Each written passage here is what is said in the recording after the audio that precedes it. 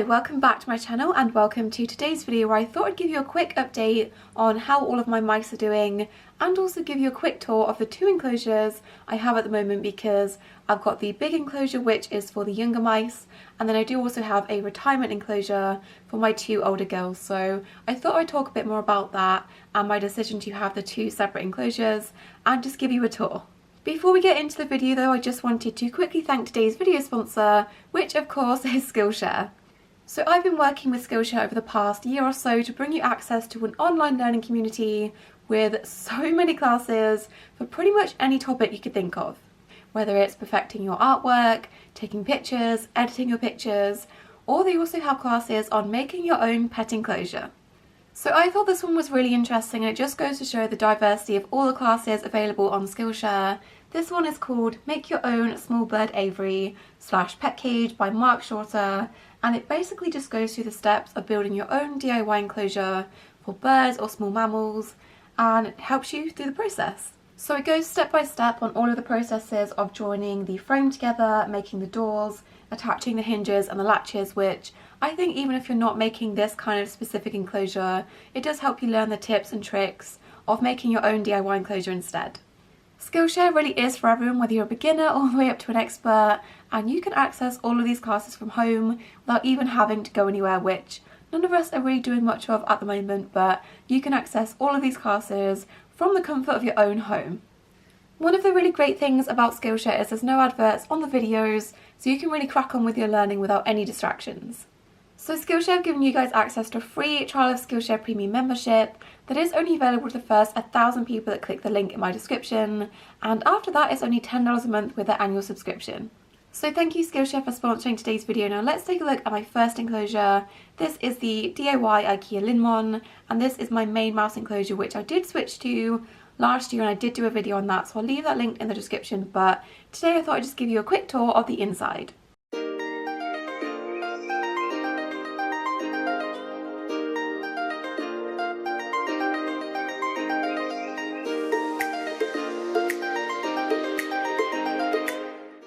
So this is their setup. I will try my best to mention where everything is from or leave things linked in the description, but there's quite a few things to get through, so I might forget some stuff, but starting on the left is their dig box. So this is just a plastic storage box with cocoa soil, and it does have live mealworms, herbs, and a few things inside of it, but I've not had a dig box in there for them with these mice, I don't think, so it's going to be really fun to watch them dig and forage around in the soil and just experience a different texture. So in terms of the actual rest of the cage and the bedding I'm using 3 different types of beddings, and that's been working really good. I'm using Orbios, which is a hemp-based bedding, and then also pieces of, I think it's either Carefresh or Katie Clean and Cozy, and then also pieces of hay, which is dust extracted. This is working really good ever since they've been back in here since introductions. They've been making some really good tunnels and burrows underneath the bedding, which I couldn't do before with just the hemp bedding, so the combination of the 3 beddings makes a really good bedding for tunnels and burrows. So starting over on the left hand side again, I've just put some different types of sprays and stuff right in front of the dig box, and then I've also stuck a few of the furnishable stickers. Focus! The tropical flower and leaf ones on the glass. I've got one on this side and then one over on that side too. So on the inside of the dig box itself, I've put this piece of wood just in case they can't hop out easily because the plastic box is quite slippery. Then we also have this Nutty Chew, which has been in here for quite a while and they've only just started to break through to the inside, but we sell this on my online store and it's handmade by Rat Accessories on Facebook. Then they've also got some millet at the front and also a wooden bridge, just to give them again something to easily jump out onto, and also a hide where they can go under too. I've got the same sisal ropes going all the way through the cage, all the way over to the back, and then also this focus camera, this pinecone tree which was made by Clyde's Critter Climbers on Facebook, and I'll leave her website in the description.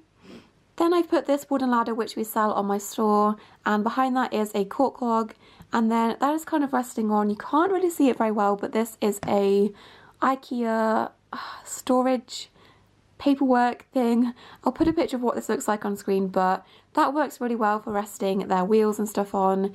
Anything you don't want them to bury in the bedding, which these mice are really good at digging and they really like burying stuff, so I feel like they will probably still have this covered up in the middle of the night, but these work really good, and that is just plastic coated to protect it from the pee.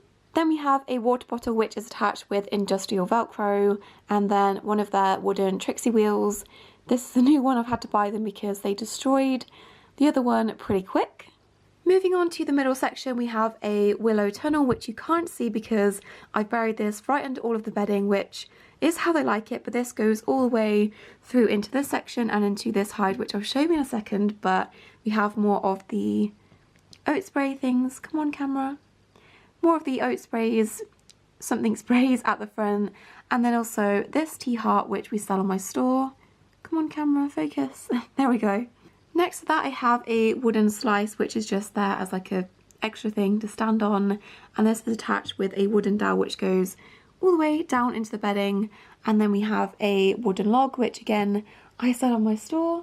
At the back we have this hammock which was kindly sent to us to our PO box, and I really like this hammock. I like the colour of it because it fits really nicely in with the natural theme, and the mice really like it too. They have been using them and sleeping in them and pooping in them.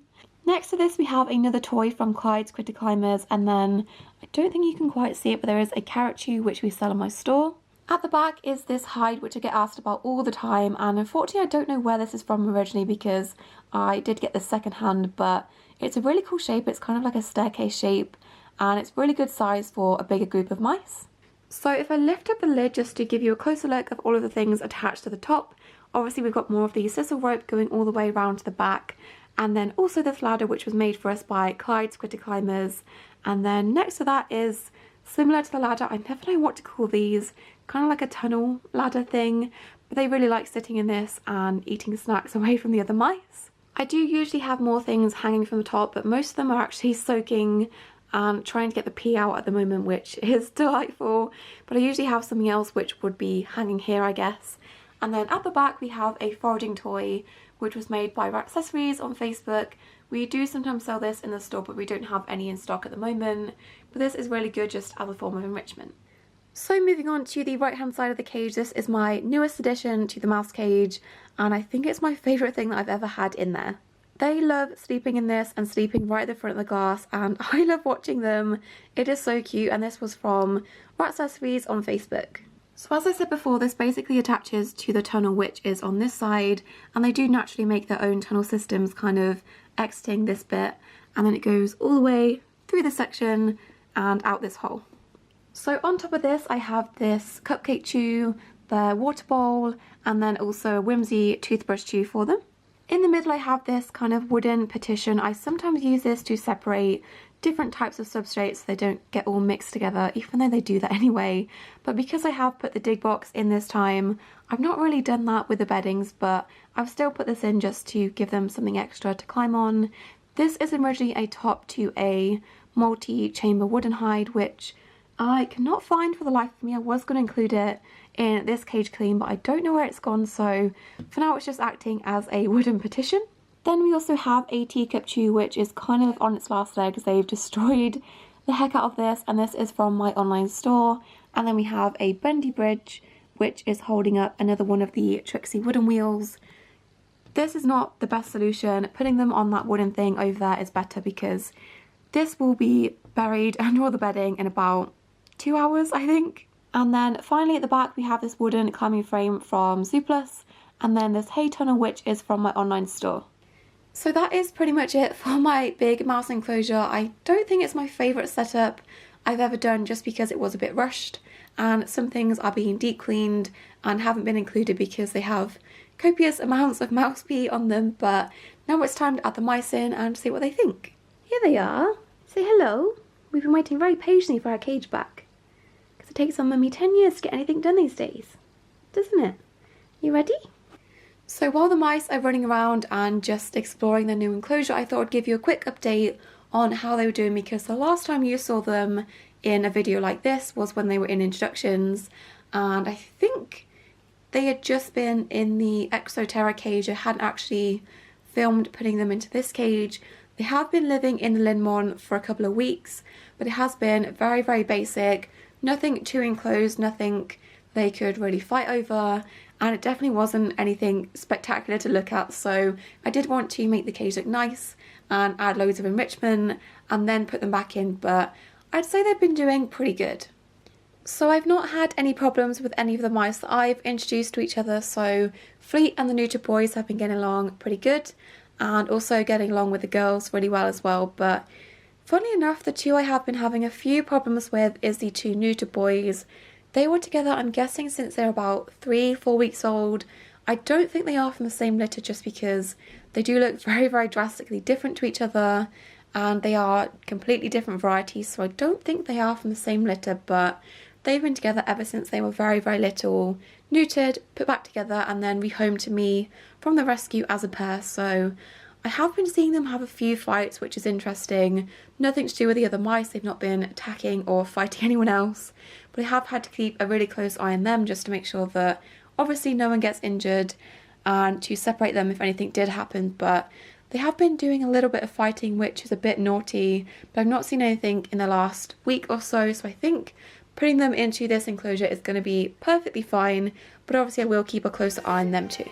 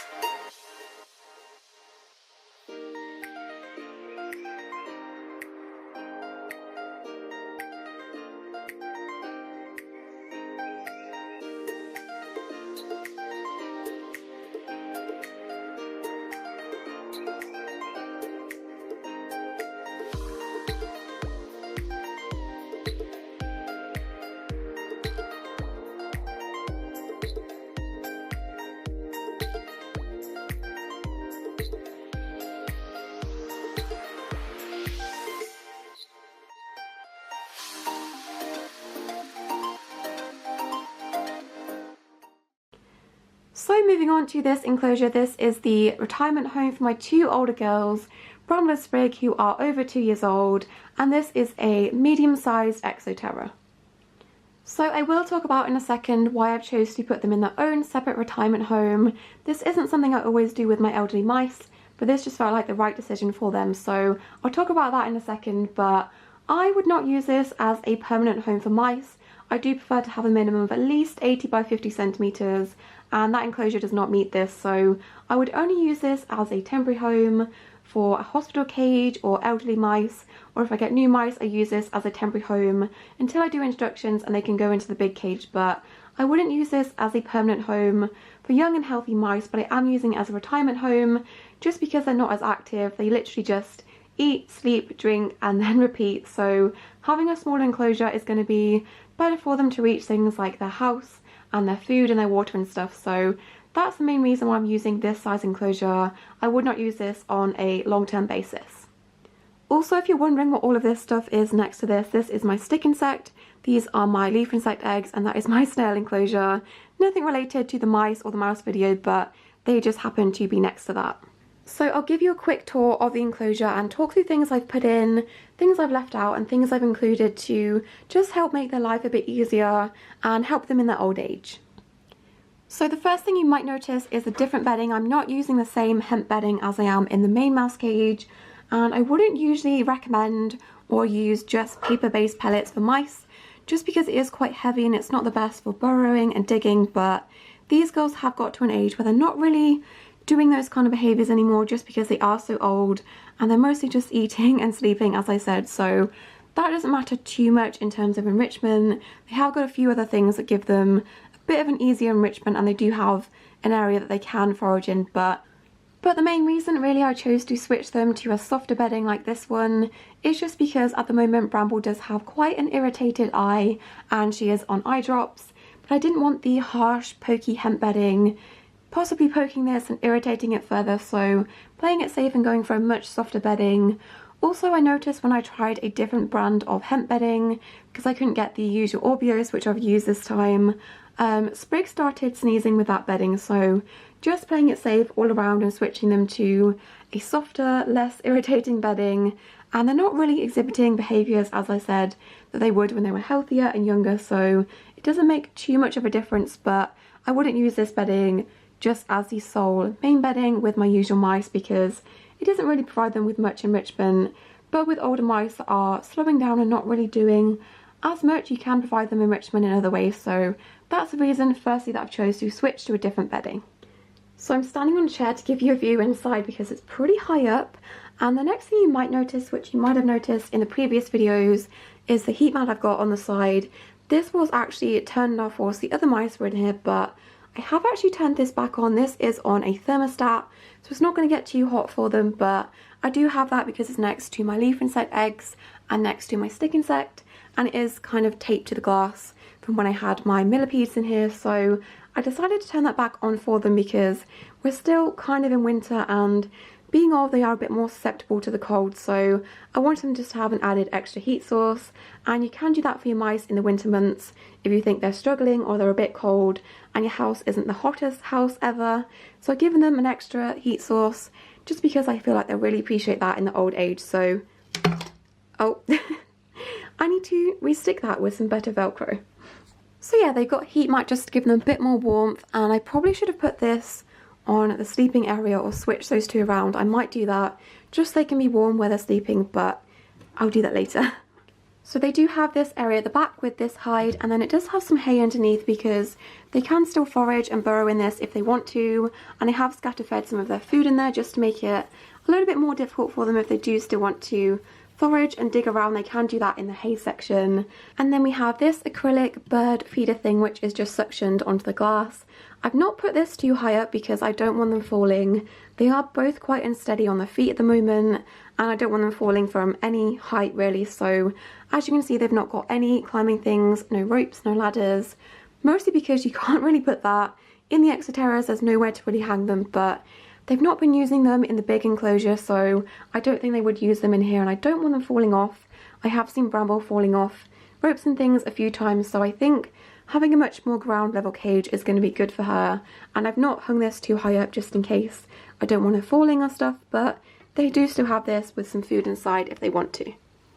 Then in front of that we do have their food and water section. The water is in this one, and then I've added in a few bits of extra food, which is one of the good reasons that they are separate from the other mice. If elderly mice need a bit more help in their weight and stuff, you can just feed them freely, which makes things easier than having to separate them, feed them and then put them back in the group.